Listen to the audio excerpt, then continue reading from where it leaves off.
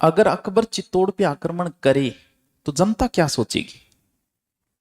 जैसे मान लो कि हमारा कोई नेता नाराज हो गया, और नाराज हो गए चाइना चले जाओ, जो पाकिस्तान ने था की समझा को नहीं, चाइना चले जाओ, और उसके जस्ट बाद चाइना हमारे ऊपर आक्रमण कर दे तो क्या सोचेंगे?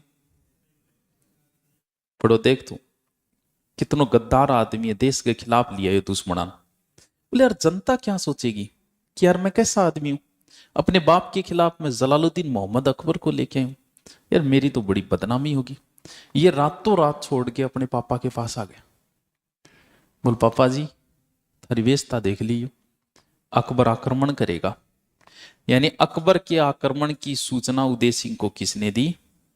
शक्ति सिंह ने। सुबह उठ रहा, बोले शक्ति सिंह तो बाज गयो। बोल छोड़ो तो मालवा अभियान करो कैंसिल, चलो चित्तौड़। यहां से अकबर रवाना होगा किधर?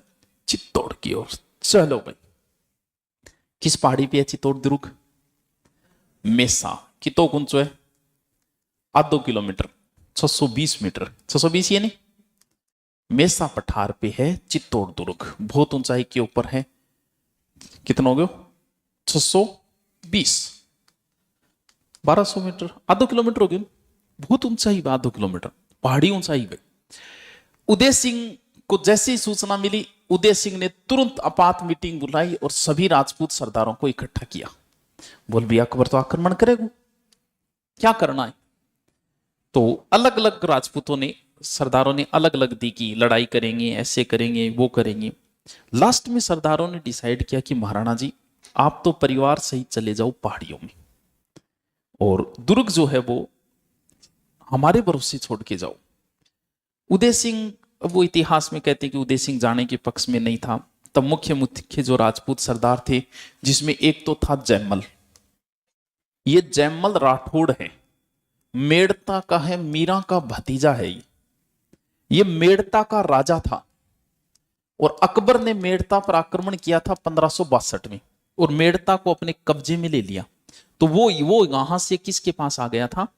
उदय सिंह के पास। ये अकबर की एक तो ये जलन भी थी कि तूने शरण दी है किसको? जयमल को।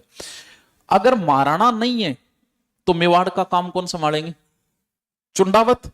तो चुंडावत कौन है? फत्ता चुंडावत।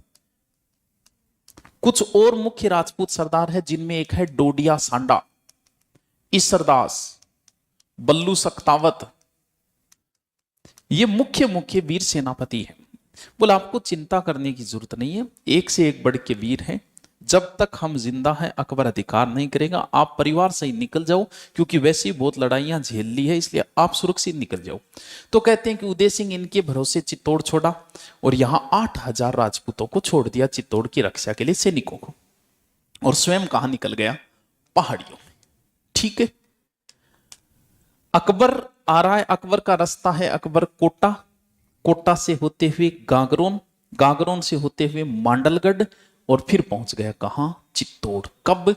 अक्टूबर 1567।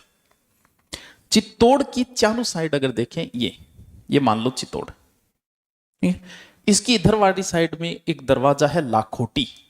जब अकबर आया तो इस साइड में आके रुका। कब आया है? अक्टूबर 1567। अंदर कितने सैनिक है? 8000। अकबर को किसी ने सूचना दी कि उदय सिंह नहीं है चित्तौड़ दुर्ग। ये तो बड़ी खुशी की बात है, खुशी की बात किया।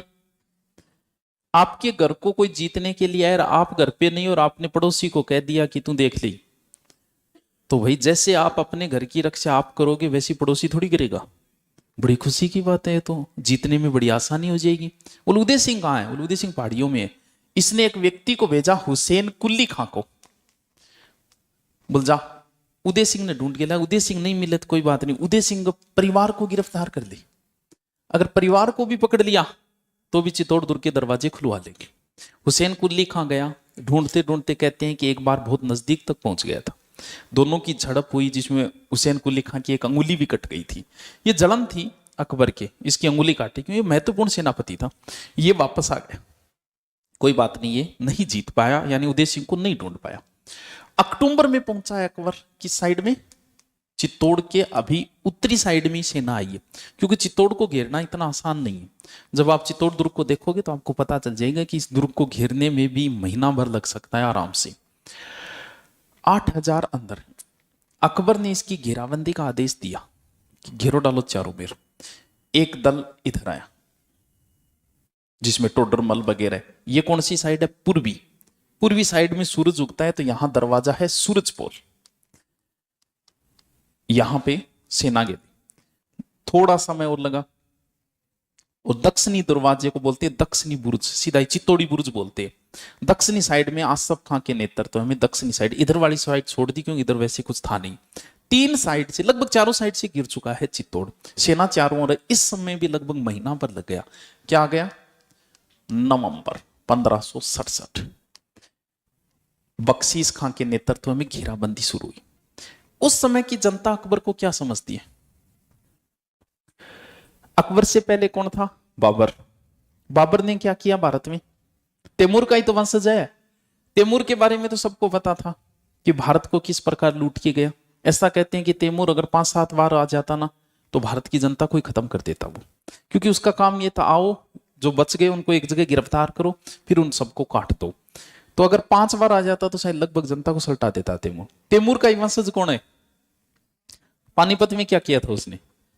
सभी के लोगों की सिर कटवाई थे, गाजी की उपाधि धारण की। तो क्या है एक बाबर? क्या है? एक लुटेरा।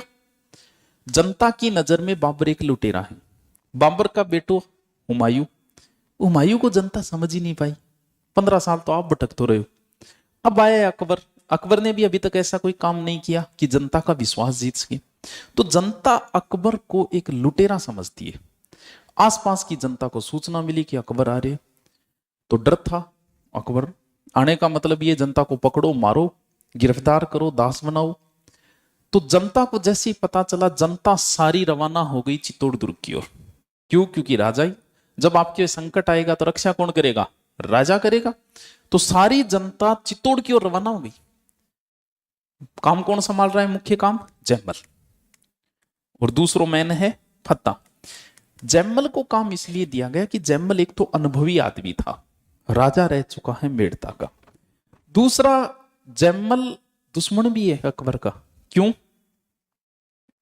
अरे भाई, उसके देश पे कब्जा किया है अकबर ने, तो ये दुश्मन भी है। जैमल ने क्या किया? चित्तौड़ के दरवाजे खुलवा दिए, आने दो जनता को अंदर। अब बाहर से लगभग 50,000 समथिंग जनता अंदर आ गई। अब क्या करा? जनता आई है निरक्षा के लिए। अब चित्तौड़ दुर्ग, थोड़ी देर बाद चित्तौड़ दुर्ग चारों ओर से बंद, लॉकडाउन, ना अंदर से कोई बाहर आ सकता, ना बाहर से कोई अंदर। 50,000 तो हो गई ये, 8,000 हो गए ये। इसके अलावा इनकी पत्नियां, इनके बच्चे, लगभग चित्तौड़ की जनता पहुंच गई 60,000 के पास। लड़ने वाले 8,000 ही है, बाकी तो बस शरण लेने के लिए आए हुए हैं। जनता पहुंच गई इतनी।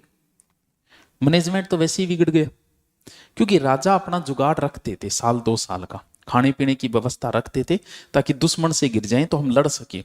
अब यहां मैनेजमेंट पूरा बिगाड़ दिया जनता ने। तो जैमल ने आदेश जारी किया कि खाना जो है वो 1 वक्त का ही बनेगा। 2 वक्त का खाना सिर्फ कौन खाएंगे? या तो बच्चे खाएंगे और या फिर सैनिक खाएंगे। खाना सारा एक जगह ही बनेगा, ताकि कल को नौबत अगर जोहर की आ गई तो लकड़ियां कहां से लाएंगे। इसलिए खाना एक जगह बनाओ ताकि लकड़ियां भी हम बचा सकें। ठीक ठाक है, मैनेज अपना कर रहा है। 1 महीना हो गया, अभी तक वैसे कोई प्रोसेस शुरू नहीं हुई है। अकबर ने चारों ओर तोप लगाने के आदेश दे दिए गए, चलाओ तोप। चित्तौड़ दुर्ग में धनुर्धारी सेना का नेतृत्व कर रहा था ईसरदास चौहान। ऊपर से धनुष बाण चलाई जा रहे हैं। अगर अकबर आदेश दे सेना को, तो वो धनुष बाणों से सेना को रोक दे। जहां तक इनके धनुष की मारक क्षमता है, उससे आगे सेना नहीं बढ़ पा रही।